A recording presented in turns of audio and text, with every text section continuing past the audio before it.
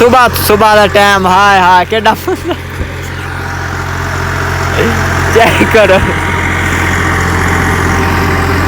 Check करो दोस्तों तकरीबन 3 बजे का टाइम है तो असी निकले मुंजी लावन आई साढ़ा मुंजी का पहला दिन आई कल अस कान पटिया तो अज पहला दिन मुंजी लावन आई तो अस आए हैं क्यारे के सिर ते मैं तुम चेक करेंगे लेकिन क्यारा कद्दू कोई नहीं होया पंजाबी कहते कद्दू कोई नहीं मतलब कि कोई बिच हल वगैरह हाले वगे चेक करो जड़ी जड़ी उत्ते चेक करो मिट्टी वधी है अस इतने बाहर हैं अस चलो कद्दू होल है तो मोल शुरू करेंगे तो नाल नाल अपना व्लॉग शुरू करेंगे। अस्सलाम वालेकुम दोस्तों मेरा नाम है परवेज़ फरूक तो तुम वेख रहे हो अपना यूट्यूब चैनल पंजाबी मुंडा तो उम्मीद करेंगे तुम सारे ठीक ठाक होंगे तो जे भाई न्यू साडे चैनल तो जल्दी जल्दी हमारे चैनल सब्सक्राइब ला करेंगे अज का व्लॉग शुरू चेक करो चेक करो ओ भाई जान तो साडी दमिया बूनी चंगी कराई है ते काल ना गया कद्दू करी राती ना अरे ना मोटर चला रहा तो साडी दिहाड़ी जान कर छड्डी वदा वेख राती कि नहीं चाचा यूट्यूब चैनल पे फेमस हो रहे हैं हां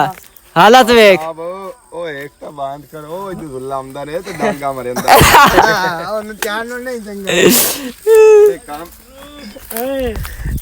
दोस्तों आई पहली दिहाड़ी आई लेकिन यार ना चलो कोई नहीं कद्दू हो जाती है मुझे चेक करते हैं माहौल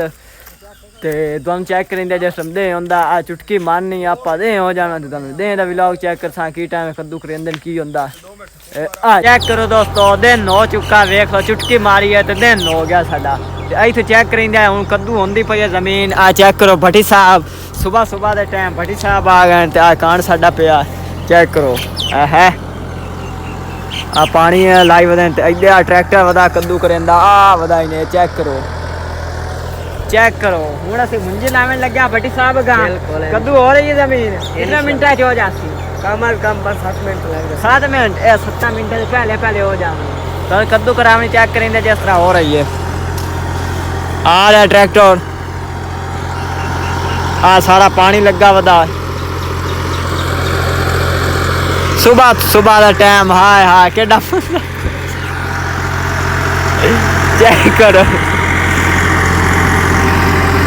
ये कद्दू हो रही है जमीन तो साड़ी दूसरी लेबर जिथे बैठी है वो आए बैठी ने चेक करो साड़ी दूसरी लेबर बैठी है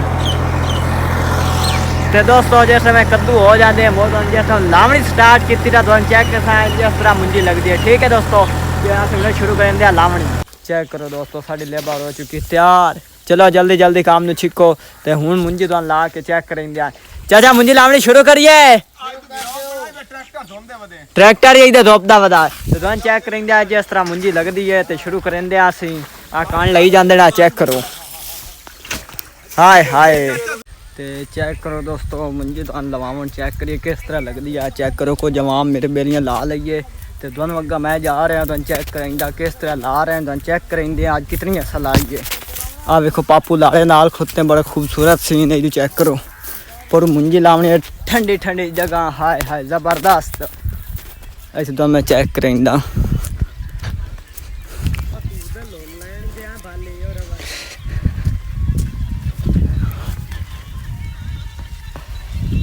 डॉक्टर जल्दी ला दोस्तों चेक करो मुंजी लगती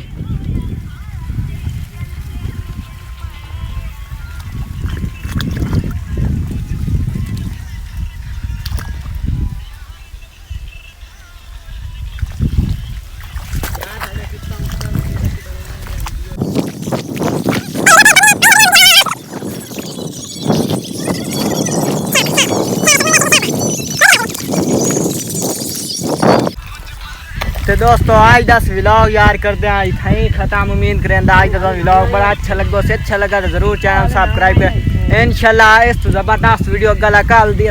बड़ी ज़बरदस्त बननी है वीडियो जब बननी है ना बिल्कुल अगली वीडियो चमसा तब तक दोस्तों अल्लाह हाफिज़ बाय बाय।